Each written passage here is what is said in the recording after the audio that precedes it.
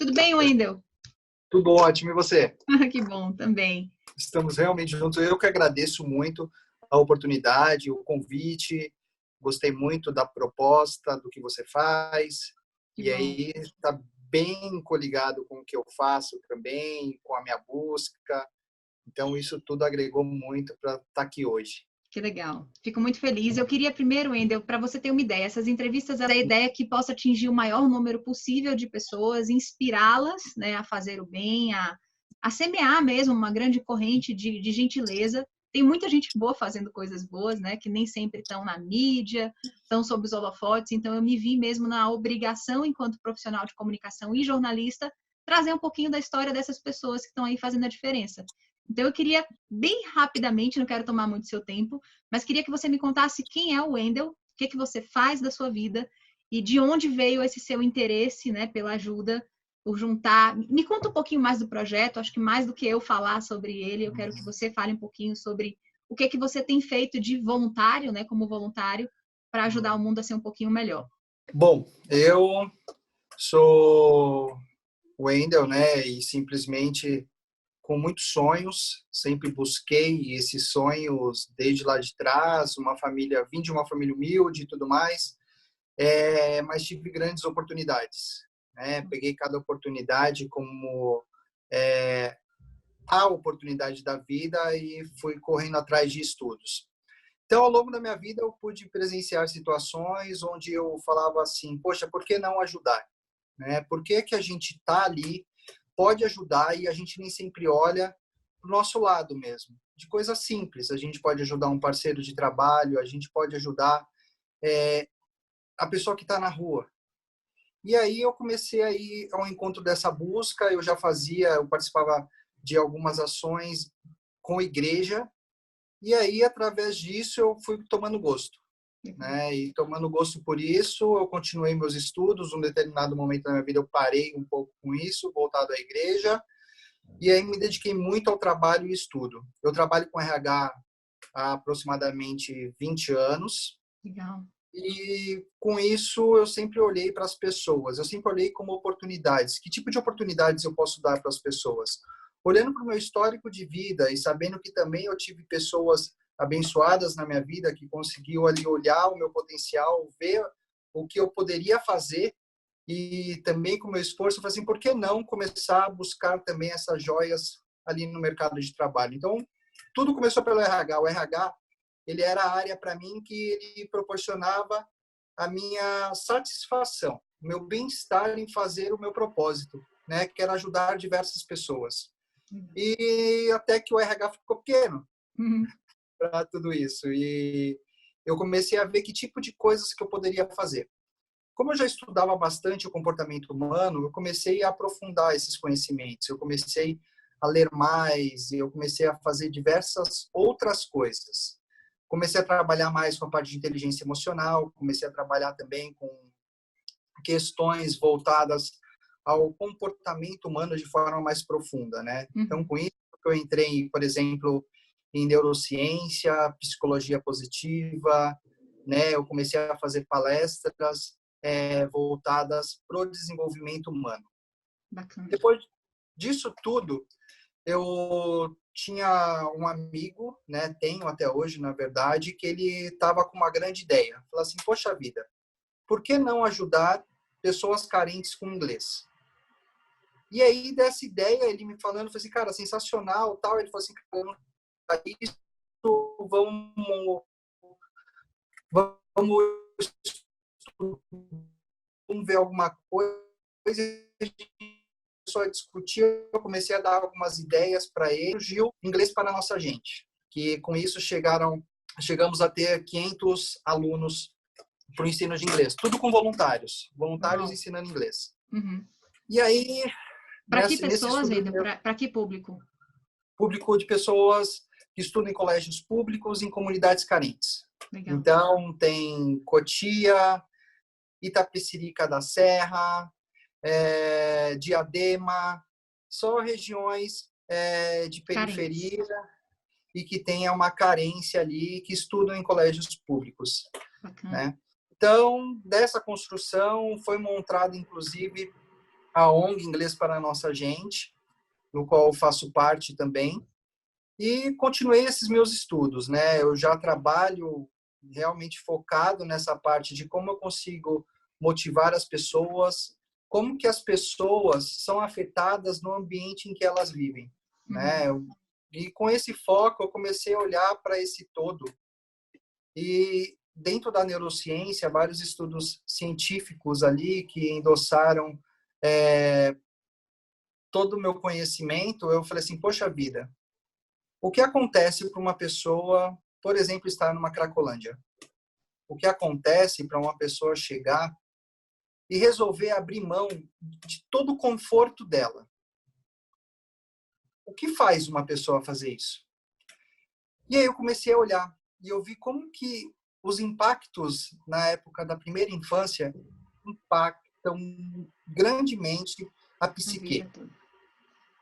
E algumas desses impactos acabam sendo para a vida toda mesmo. E a gente começa a ver, tá bom, e aí? Essas pessoas estão lá porque querem estar lá? Ou essas pessoas estão lá porque elas fogem o tempo inteiro daquilo que aconteceu com elas no passado? E aí, dentro de todo esse estudo, quais são os efeitos que o cérebro traz a partir da hora que ele utiliza? São aproximadamente de 7 a 12 segundos o efeito da droga. E aí você fala assim, cara, o cara ele faz tudo aquilo por aqueles segundos, poucos segundinhos. Eu falei assim, por quê? E aí eu percebi o seguinte, o que falta, na verdade, para cada um deles é amor. Eu falei, cara, de que forma que eu consigo trazer amor para eles? E esse era um desejo meu, né? Um desejo meu de muito tempo. Eu falei assim, cara, um dia eu vou fazer alguma ação ali na Cracolândia. Que legal. E eu comentei com uma amiga minha, a Roseli Rezende, e ela, na verdade, trabalha com várias obras sociais, é uma pessoa muito do bem, assim, sensacional. E aí ela falou assim, legal, gostei da sua ideia, eu vou te ajudar. E aí eu falei, tá bom, no primeiro momento não achei que ia dar muito certo, porque o momento que eu estou vivendo está sendo bem intenso, com várias coisas acontecendo ao mesmo tempo, fora o trabalho, fora todas as linhas de estudo. Eu estou entregando um artigo, né? Então estou tendo que batalhar em cima disso e tudo mais. Aí eu falei assim, tá bom, vamos. Ela falou, quando? Eu falei assim, eu quero para dezembro agora, eu quero para esse ano. E aí ela falou, legal, tá, o tempo tá curto, mas só que não sei se já te falaram, que na Cracolândia não entra a pessoa sozinha, porque eles precisam confiar. Eu falei, puxa, e agora? Ela falou assim, não, mas fica tranquilo, eu conheço uma pessoa que trabalha lá dentro. E eu falei, poxa, que legal. Ela falou assim, é um missionário e tal. E aí, com isso, a gente foi e conseguiu contato com ele, né? E ele ajudou a gente a construir também, a achar um espaço. E é o pastor Virgílio, né, que está ajudando muito a gente nisso, porque ele que abriu porta lá. Inclusive, ele fez há muito tempo atrás, ele fez em 2017, se não me engano, ele fez uma reportagem para o Fantástico também, que o Fantástico queria fazer uma reportagem lá na Cracolândia e ele participou e viabilizou também o Fantástico. Então, a gente marcou um almoço para conversar, para falar um pouco, para saber se de fato era possível fazer o que a gente queria. Quando a gente sentou, ele falou assim, legal, o que vocês estão pensando? Eu falei assim, não, eu estou pensando em ir lá e dar um pouco de atenção. Levar amor numa comida, levar amor num processo de atenção, levar amor para um lugar que as pessoas não olham. Eu quero chegar lá e levar algo diferente. Ver quem é invisível, né? Ver pessoas que estão invisíveis. Pois é, e aí conversando com ele, ele falou assim, cara, que sensacional, eu vou te ajudar. Né? Então ele falou, olha, vocês estão pensando para quantas pessoas isso? E aí eu estava pensando em algo menor, eu falei assim, eu estou pensando 150, 200 pessoas.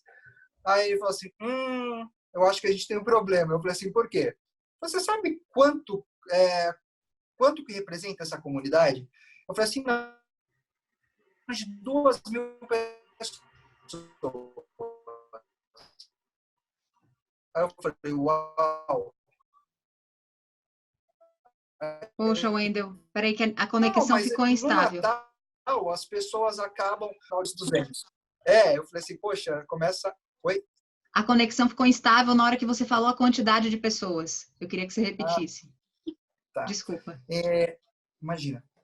Então, ele falando, eu falei, quantas pessoas mais ou menos tem ali na comunidade? Ele falou assim, não, nós temos em torno de 2.000 pessoas. Uau. Chega às vezes até 3.000 pessoas lá. Eu falei assim, caramba, é muita gente. Aí ele falou assim, não, mas no Natal diminui esse efetivo e aí fica em torno de 900 e poucas pessoas. Eu falei assim, uau, ainda é muito, porque eu estava pensando em 150, 200. Aí ele falou assim, mas e aí? O que vocês querem? Vocês ainda querem continuar? Então eu fui, virei e falei assim, tá, eu quero continuar.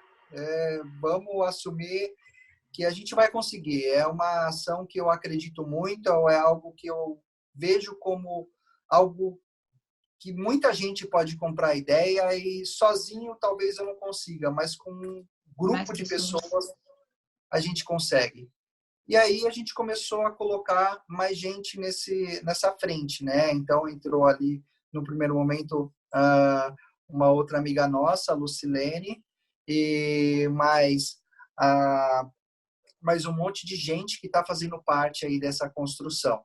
E o que né? vocês querem, Wendel? Qual é o objetivo de vocês e que tipo de ajuda vocês precisam? De que forma que as pessoas podem contribuir com esse movimento? Bom, a gente quer, em primeiro lugar, olhar para aquelas pessoas. Eu acho que é a primeira coisa. Olhar não com dó, não com nada. Porque com dó, essas pessoas já têm olhares dia a dia. Julgamento. Né? Sim. É a gente chegar lá sem julgamento. É a única coisa que a gente quer. Chegar lá e que se alguém falar assim, me dá um abraço, a gente vai dar um abraço. Né? A gente vai doar amor. Dar para eles o que talvez eles não tenham. Muitos deles não tiveram isso na infância. Muitos deles não tiveram isso ao longo da vida. Foram constantes abusos, constantes traumas que construíram o que eles são naquele momento. E aí a gente tem, por exemplo, a história da bruxa da Cracolândia. E que é uma história sensacional. Que ela estava utilizando a droga a um determinado momento, passou uma mulher na rua e sorriu para ela. E deu um abraço nela. E naquele dia ela se sentiu amada e ela deixou tudo aquilo.